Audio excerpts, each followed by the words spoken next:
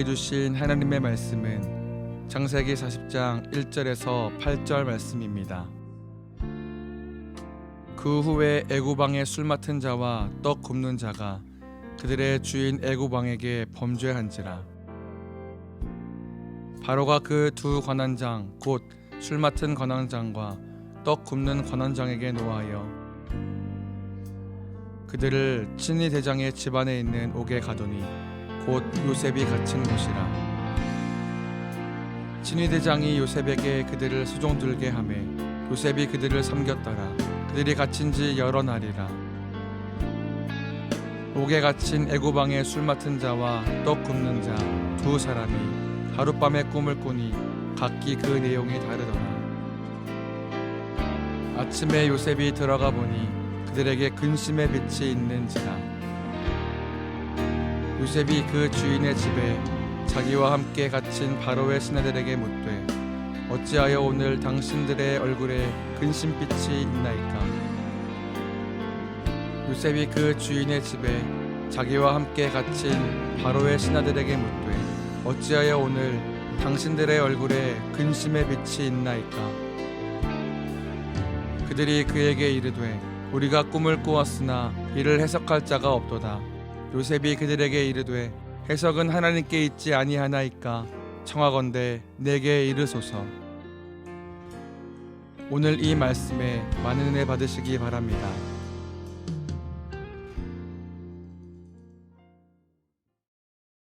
지난 새벽 저희들이 나눴던 내용들을 여러분들이 한번 생각하시면서 오늘 40장에 이르러서 거룩한 꿈을 꾸는 그리스도인에게 주어지는 삶을 한번 돌아보시면 좋을 것 같습니다. 한 평범한 사람이 하나님 안에서 또 그리스도 안에서 하나님께서 주시는 거룩한 꿈을 품게 되면 여러 가지 변화가 일어나는데 그 중에 가장 좀 의미 있는 변화, 유의미한 변화는 매일매일 거룩한 꿈의 의미를 품고 산다는 것입니다. 말하면 붙잡고 사는 거죠. 생각한다는 것입니다. 우리가 신앙생활을 시작하면 또 신앙생활 가운데 있으면 또 그저 교회에 왔다 갔다 하는 한 사람의 종교인으로서의 삶이 아니라 그리스도의 사람으로 살겠다고 결단하면 무엇이 달라지는가 하면 삶의 모든 순간을 그리스도 안에서 살아가려고 애쓰고 노력한다는 것입니다. 그 의미를 묻는 거죠. 거룩한 꿈과 자신의 삶을 연결시켜서 생각합니다. 이 꿈이 나에게 어떤 의미가 있는가? 이 꿈은 나로 하여금 무엇을, 어떤 삶을 살도록 이끌어 갈 것인가? 하나님은 이 꿈을 이루기 위해서 과연 내 주변의 상황들을 또 내 인생을 어떻게 이끌고 갈 것인가? 때로는 그 꿈이 나의 삶에서 이루어지는 모습을 미리 그려보게 됩니다. 상상하게 됩니다. 어떻게 하면 그 꿈을 이룰 수 있을지를 좀 생각해보고 연구해보고 묻기도 하고 공부하기도 합니다. 무엇보다 그 꿈이 내 안에서, 하나님 안에서 이것이 아름다운 집을 짓듯이 이루어가도록 하나님께 간구하는 그런 삶을 살아갑니다. 저는 여러분들의 믿음이 이 단계에 나아가서 마치 건축자가 대지를 고르고 땅을 고르고 그곳에 어떤 집을 지을지를 그려보고 또 설계하고 재료들을 모으고 또 재료들을 다룰 일종의 목수와 또 건축할 수 있는 그릇들을 사람들을 모으고 실제로 지는 것처럼 여러분의 삶 가운데 하나님께서 주시는 그 거룩한 꿈을 지어가는 그런 한 해를 경험하시기를 주님의 이름으로 축원해 드립니다. 이게 우리 꿈꾸는 사람에게 할 일이라면 또 하나님께서는 꿈꾸는 사람을 다듬어 가십니다. 거룩한 꿈을 이룰 수 있도록 꿈꾸는 사람 자체를 다듬어 가십니다. 꿈꾸는 사람의 삶에 살아가는 매일매일의 생활에 손을 대십니다. 때로는 장소를 갑자기 옮기실 때가 있습니다. 요셉의 경우처럼 아버지가 있는 땅에서 갑자기 노예로 팔려가서 그 당시에 가장 강대국이었던 지금 미국이 그러한 것처럼 이집트로 애굽으로 옮기실 수 있습니다. 주변의 사람을 완전히 바꾸실 때가 있습니다. 그저 양을 치던 평범한 팔레스틴의 한 가정에서 귀족의 집으로 또 감옥으로 또 왕궁으로 주변의 세팅이 완전히 바뀔 수 있습니다. 하나님께서는 꿈꾸는 사람의 내면에 늘 손을 대십니다. 꿈의 규모, 꿈의 수준, 또 꿈이 뜻하는 그 의미들을 감당할 수 있도록 일종의 그릇으로서의 우리의 생각, 우리의 인격, 또 또 우리의 신앙 이런 부분들을 다듬어 주시는 것을 우리가 보게 됩니다. 여러분이 하나님의 거룩한 꿈을 꾸게 되면 급격한 환경의 변화를 가져온다고 제가 말씀을 드렸는데, 예를 들어서 어려운 시대에 살아갔던 우리의 앞선 사람들은 갑자기 외국으로 뭐 일을 하러 가든지 공부를 하러 가든지 바뀌는 사람들이 있었습니다. 저희가 안창호 선생 이야기를 지난 겨울에 좀 나누었는데요. 한국에 있다가 잃은 나라 또 국권을 잃은 나라를 회복하기 위해서 그 당시에 강대국이었던 미국으로 갑자기 가서 이주하는 노동자로 오렌지 농장에서 일할 수도 있습니다. 하나님께서는 거룩한 꿈을 주시고 그 꿈을 품고 그 꿈을 이루고자 하는 사람을 새로운 환경 가운데 옮겨 놓으실까? 편안한 곳, 익숙한 곳, 자기가 잘 일할 수 있는 곳이 아니라 전혀 모르는 사람들, 전혀 모르는 도시, 전혀 모르는 나라로 왜 옮기실까? 아브라함도 그가 있던 곳을 떠나 약속의 땅으로 가야 했습니다. 이스라엘 사람들이 이집트에서 노예로 남아 정착하고 있었지만 그 히브리인들이 시나이 강야를 거쳐서 새로운 땅으로 가야 했습니다. 이 부분을 잘 생각해 보시면 좋을 것 같습니다. 인간은 스스로 변화하기를 사실은 싫어하는 사람들입니다. 우리 습성들이 익숙한 것에 훨씬 더 좋아합니다. 스스로는 잘 변화하지 않습니다. 그런데 내가 있던 장소에서 마치 나무를 옮기는 것처럼 뿌리채 뽑아서 바다를 건너 다른 대륙에 갖다 놓으면 새로운 환경을 만나게 됩니다. 여러분, 새로운 장소에 가서 경험하는 좋은 점은 어떤 것인가요? 일단 새로운 곳에 가면 공기가 달라집니다. 우리가 지금 겨울이지만 지금 따뜻한 곳에 가면 갑자기 기온이 달라집니다. 우리나라에서 크던 나무가 있지 않고 새로운 나무가 있습니다. 우리가 먹던 과일이 있지 않고 새로운 과일을 먹습니다.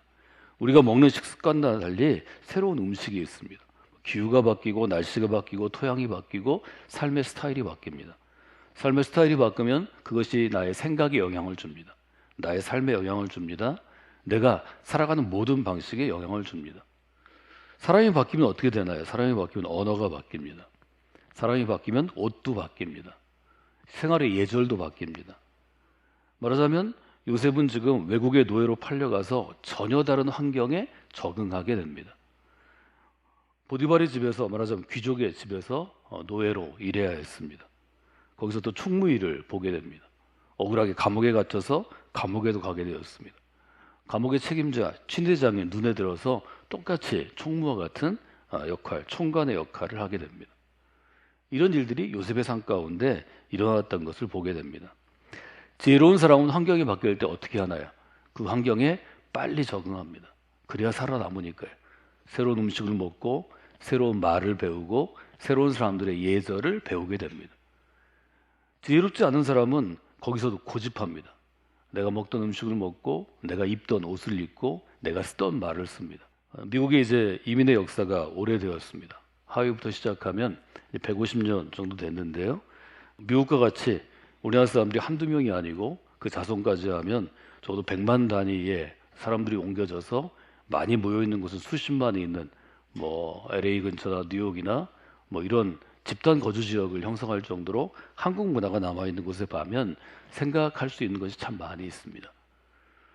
이민이 많이 갔던 50년대, 60년대, 70년대 갔던 이제는 나이 든 분들을 만나보면 그분은 여전히 한국의 1970년대 문화를 유지합니다.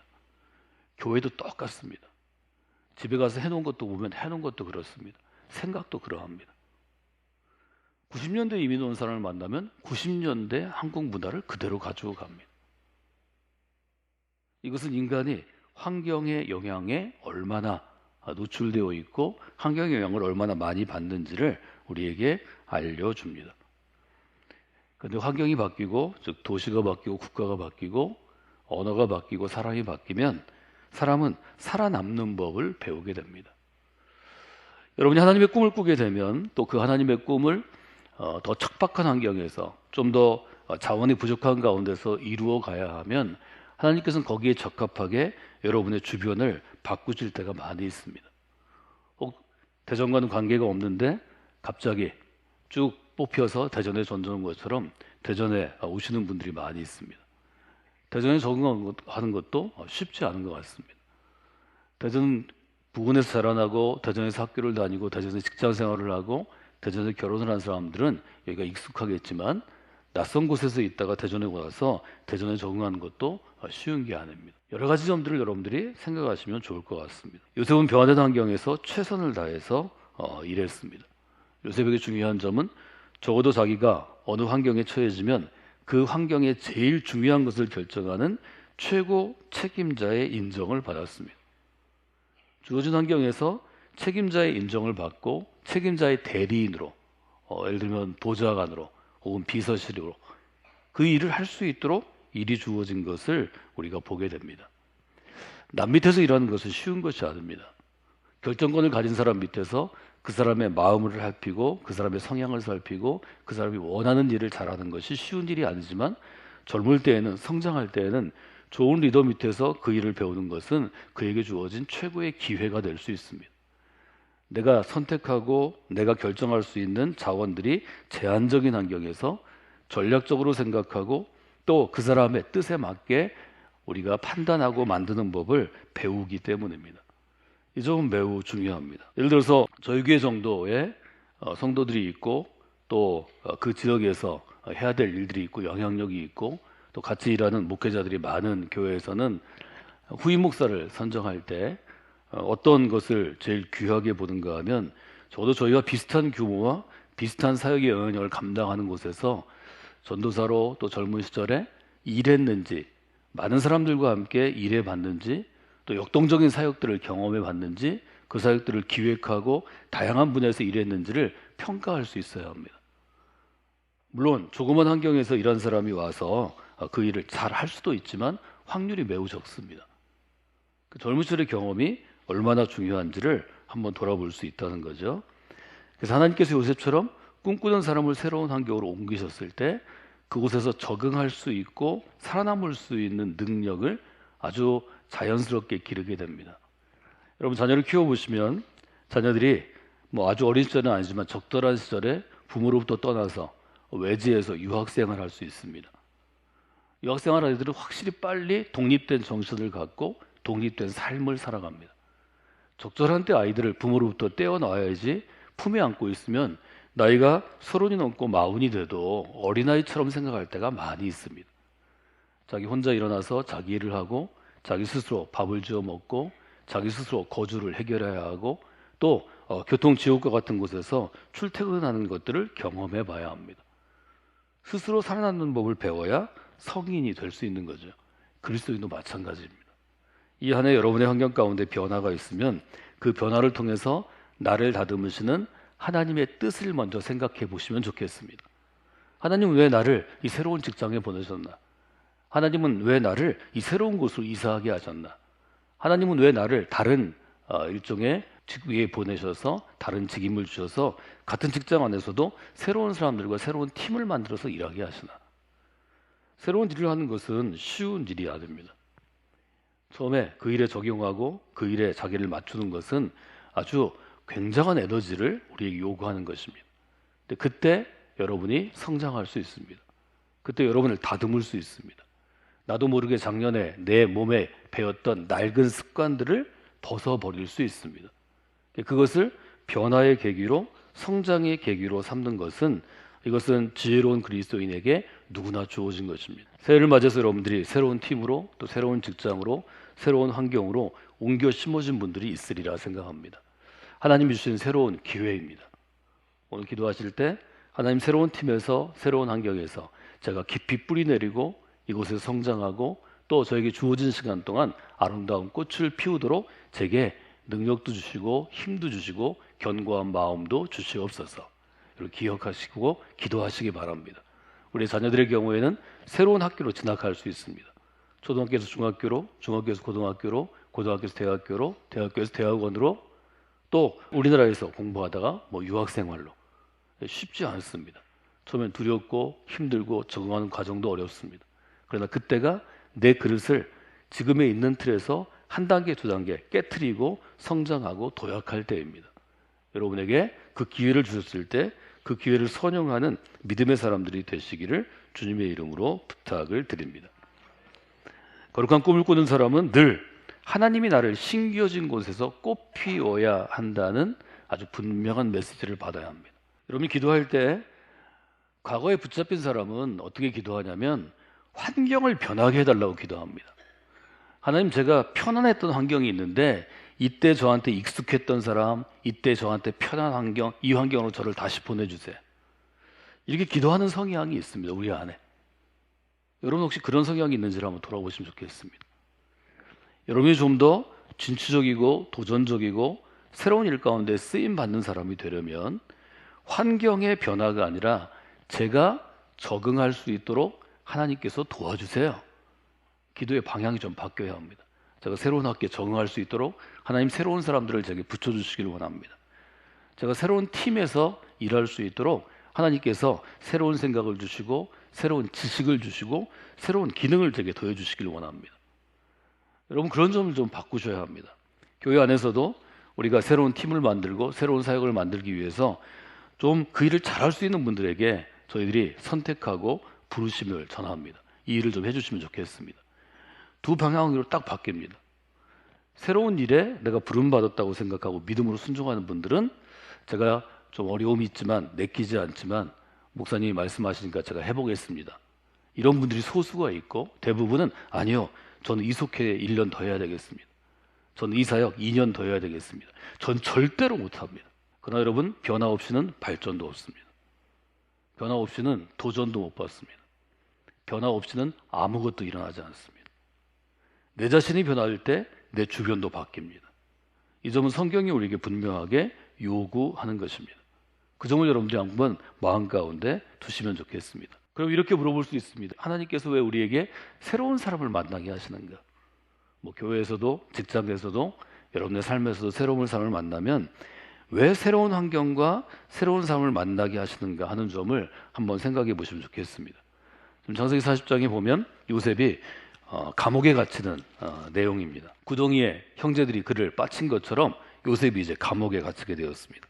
감옥에 갇혔다는 것은 죄수로 갇히는 것입니다. 요셉이 감옥에 갇히게 되자 만나는 사람들이 달라집니다. 요셉이 예를 들어서 보디발의 집에 있을 때에는 그 집을 섬기는 노예들과 또 일하는 사람들과 주로 만났습니다.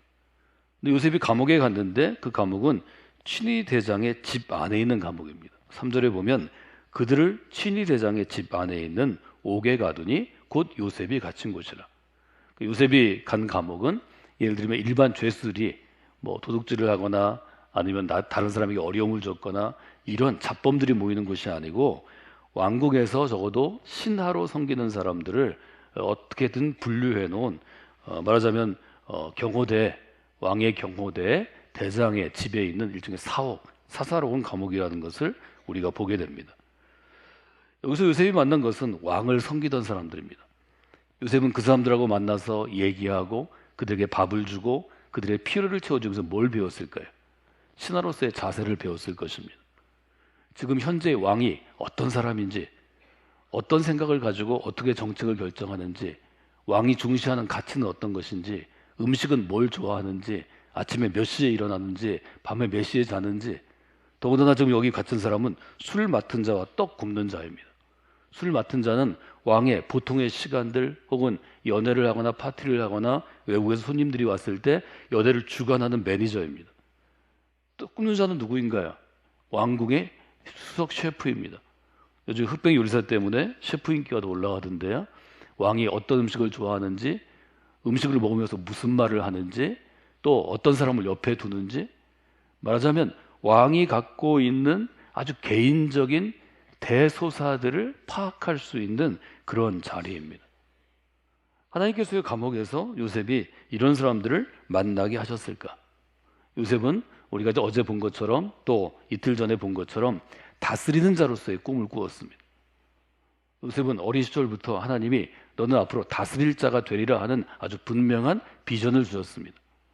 지금 가장 세계에서 큰 나라를 다스리는 왕을 알게 되고 왕을 섬기는 법을 알게 되고 왕궁의 예절을 그는 감옥에서 배우게 된 것입니다.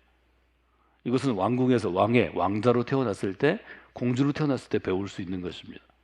그런데 하나님께서는 이 감옥을 학교처럼 사용하셔서 그렇게 했던 것을 우리가 보게 됩니다. 이 부분에서 우리가 볼 수 있는 것은 요셉이 새로운 환경에서 만나는 새로운 사람들에게 어떤 자세로 어떻게 대하는가를 우리가 알 수 있습니다. 요셉은 어디를 가든지 주변의 사람들을 섬기는 사람이었다고 아주 분명하게 이야기합니다. 4절 같이 한번 읽어볼까요?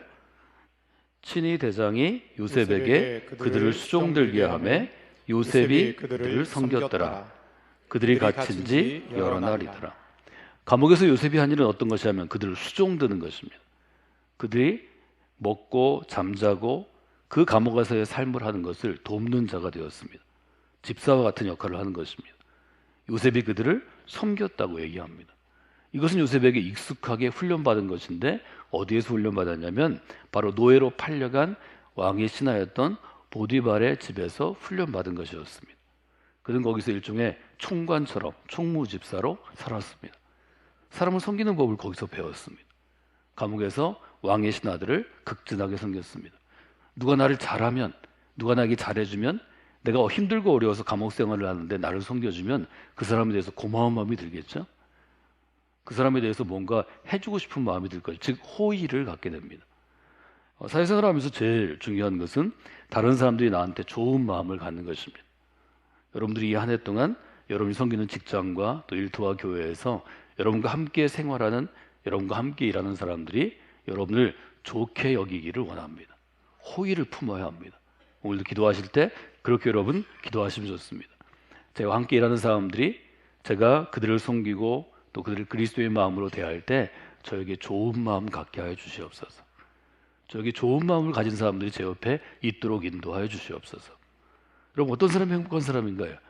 주변에 자신을 좋아해 주는 사람이 많이 있으면 행복한 경험들을 매일 하게 됩니다. 자주 하게 됩니다. 아주 짧은 메시지에서 넌 너무 좋은 사람이야. 내 인생에서 너를 만난 게 나한테는 최고의 선물이야. 너무 감사해. 이런 말을 갑자기 들을 때 여러분의 마음 가운데 주어지는 행복의 에너지가 있습니다. 그 에너지를 여러분들이 받는 한 해가 되기를 원합니다. 여러분이 하나의 에너지를 받기 위해서 여러분이 해야 될 일은 10개의 에너지를 미리 주는 것입니다. 여러분이 그 하나의 에너지를 받는 기쁨이 있다면 여러분이 하루에 10개의 에너지를 10사람에게 미리 주십시오. 미리 격려하고 미리 고백하고 미리 하나님의 마음으로 품으면 그 축복의 말이 물 위에 던져진 떡이 되어서 전도서의 말씀처럼 여러분에게 언젠가 돌아오게 될 것입니다. 섬김을 받으려 하기보다는 섬기는 사람이 되라는 것은 예수님의 가장 큰 명령이었습니다. 예수님 이렇게 얘기하셨죠. 누구든지 크고자 하는 자는 너희를 섬기는 자가 되어야 하고 1등이 되고자 하는 자, 우두머리가 되고자 하는 자, 리더가 되고자 하는 사람은 모든 사람의 종이 되어야 한다. 나도 섬김을 받으려 하는 것이 아니라 섬기려 하는 것이라. 그래서 그리스도의 삶은 권력지향적이 아니라 봉사지향적이어야 한다. 이렇게 우리가 얘기할 수 있습니다. 여러분 주변에 있는 사람들을 잘 보셔야 합니다. 새해 여러분의 주변에 있는 사람들을 섬기는 분들이 되시면 좋겠습니다. 이거는 굉장히 전 중요한 덕목이 된다고 생각합니다. 섬길 때 요셉에게 있는 하나만 더 여러분들이 보시면 6절에 이런 구절이 있습니다. 6절 한번 읽어볼까요? 아침에 요셉이 들어가 보니 그들에게 근심의 빛이 있는지라. 섬기는데 여러분들이 그 꿈을 꾸고 이루는 사람이 되기 위해서는 어떤 섬김이 있어야 되냐면 굉장히 좀 민감한 어떤 영적인 센스가 있어야 합니다. 민감성이라고 표현할 수도 있고요. 민감한 감각이 있어야 합니다. 이것은 조그만 일에 반응하는 감각입니다. 주변 사람들을 섬길 때 섬기는 사람의 작은 변화도 포착할 수 있는 민감함을 하나님께서 주십니다. 요셉에게는 그 점이 굉장히 컸던 것 같습니다. 5절에 보면 옥에 갇힌 애굽 왕의 술 맞는 자와 떡 끊는 자 두 사람이 하룻밤에 꿈을 꾸니 각각 그 내용이 달랐습니다. 꿈을 꾸고 꿈이 너무 이상하니까 6절 아침에 요셉이 들어가 보니 그들에게 근심의 빛이 있었습니다. 요셉이 어젯밤에 평소에 그들의 얼굴과 아침에 그들의 얼굴이 다른 것을 금세 알아봤습니다. 그리고 요셉이 물어봅니다. 묻되 어찌하여 오늘 당신들의 얼굴에 근심의 빛이 있나이까? 이 점은 굉장히 요셉에게 굉장히 중요한 특징이 있다는 것을 우리가 보게 됩니다. 매일 사람들의 얼굴을 보고 그 마음을 보고 그 형편을 살피고 있었다는 거죠. 여러분들에게 그런 민감함을 좀 개발하는 한 해가 되기를 바랍니다. 여러분이 같이 일하는 사람, 직급이 여러분보다 높든지 낮든지 주변에 있는 사람들을 아주 민감하게 살피십시오. 마음의 변화, 얼굴의 변화, 삶의 변화를 붙잡고 여러분들이 함께 하시면 좋겠습니다. 8절에 보면 아주 분명하게 얘기합니다.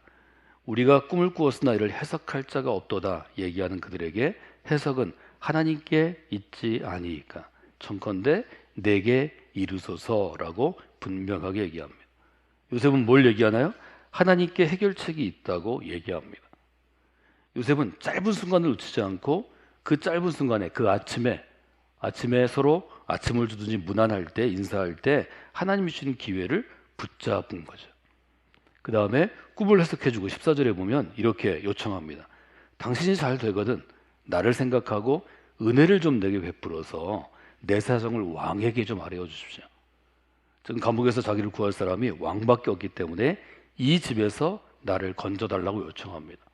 아시는 것처럼 이 요셉의 부탁을 마음에 둔 사람이 요셉에게 생명의 줄을 주는 것을 보게 됩니다.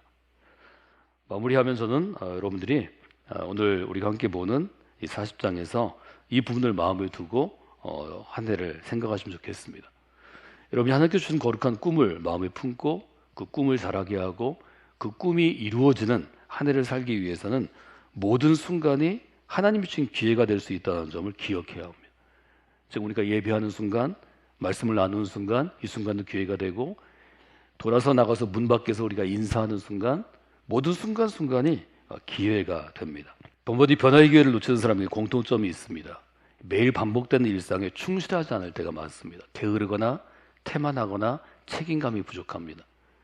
기회를 붙잡는 사람의 특징은 일상의 사소한 것까지 충실하기 위해서 최선을 다합니다. 예수님을 대접한 사람들의 이야기를 예수님께서 그렇게 하셨습니까? 제가 언제 주님을 대접했습니까? 힘들고 어려운 때 내가 추운 날 문 밖에 있는 그 작은 사람에게 밥 한 끼 준 게 내가 대접한 것이다. 뭐 이런 얘기를 우리가 복음서에서 볼 수 있습니다. 꿈꾸는 사람에게 하나님께서는 찾아오는 순간의 기적을 허락하십니다. 그 순간의 기적을 붙잡는 사람, 순간의 기회를 붙잡는 사람에게 꿈이 이루어지는 한 단계씩의 도약이 이루어집니다. 이 점을 여러분들이 마음 가운데 분명히 두셔야 합니다. 우리는 때때로 하나님의 천사가 나 천사야 지금 왔어 이렇게 저한테 약속하고 찾아오기를 원합니다. 그런 일이 일어나지 않습니다. 누군가 왔다 갔는데 그 사람이 하나님이 보낸 바로 그 사람일 수 있습니다. 이 점이 우리로 하여금 매일매일을 긴장하게 하고 매일매일을 깨어있게 하는 것입니다. 제가 한 그리스도인이 유학을 가서 뉴욕의 백화점에서 학비를 벌기 위해서 여름 내내 일했던 경험을 여러분에게 나눈 적이 있습니다. 일본 사람이 일하는 백화점에 모자 파는 가게였는데요. 이분이 일본 사람을 너무 싫어해서 주인이 있을 때는 그냥 대충 점원이 하는 일만 했습니다. 주인이 없을 때에는 모자를 보면서 어떤 게 잘 팔릴지 또 어떤 게 더 고객들한테 할지 해서 디스플레이를 계속 바꿨다고 그럽니다. 1960년대 이야기인데요. 이 점원이 일하고 나서 한 달쯤 지났는데 그 모자점의 매출이 갑자기 2배로 올랐습니다. 주인은 늘 자기 경영에 관심이 있으니까 갑자기 늘어난 이유를 알기 위해서 숨어서 한 2주 정도 그 모자점을 관찰했습니다. 서너 명의 이 점원 중에서 아주 조그만 한국 유학생이 자기가 있을 때는 뭐 그냥 대충 일하는 것 같았는데 자기가 없을 때는 모자점의 디스플레이를 바꾸고 또 찾아오는 손님들에게 새로 나온 상품을 소개하고 꼼꼼하게 일하는 것을 보게 되었습니다. 결국 2달간 일한 다음에 이제 뉴욕에서 자기 학교로 돌아가려고 갔을 때 이 일본 점장이 그 유학생에게 제안합니다. 내가 여러 모자점이 뉴욕의 여러 백화점과 또 여러 스토어에 있는데 당신이 이 점의 매니저가 됐으면 좋겠다고. 나랑 같이 일하면 내가 일하는 비자도 주고 이제 가난한 한국에 전쟁 날 수 있는 한국에 돌아가지 않고 미국에 살게 해주겠다고. 그때 이분이 그 점주의 제안을 거절하고 그렇게 얘기했다고 합니다. 나는 그리스도입니다. 하나님께서 나에게 한국 교회 가운데 시키실 일이 있어서 지금 미국에 유학을 보내주셨습니다. 저는 1년 반 지나면 공부가 끝나는데 돌아갈 곳이 있습니다. 그리고 이제 거절하고 왔다 그래요. 그런 일들이 우리 가운데 그냥 지나가서 우리는 전혀 모르지만 여러 번 있었을 것입니다. 저는 금년에도 있으리라 그렇게 생각합니다. 하나님이 보고 계시고 하나님 누군가를 보내셔서 우리에게 기회를 주시는데 우리가 영적으로 민감하지 않고 깨어있지 않아서 기회를 놓치는 경우가 제 인생에도 여러 번 있었던 것 같습니다. 아마 금년 여러분의 인생에도 있었을 것 같습니다. 또 생길지 모르겠습니다. 순간에 여러분들이 기회를 주실 때 그 순간에 최선을 다하시면 하나님께서 여러분을 통해서 또 이루시는 그 꿈에 여러분들이 동참할 수 있습니다. 그래서 여러분이 그렇게 기여하시면 좋겠습니다. 꿈꾸는 사람에게 찾아오는 순간의 기회, 순간의 기적을 제가 붙잡는 새해가 되기를 원합니다. 그것이 여러분의 삶을 바꾸고 여러분의 믿음을 바꾸고 우리 주변에 또 우리 교회의 금년의 계획들을 바꿀 수 있습니다. 여러분 가운데 그런 일이 있기를 주님의 이름으로 부탁을 드립니다.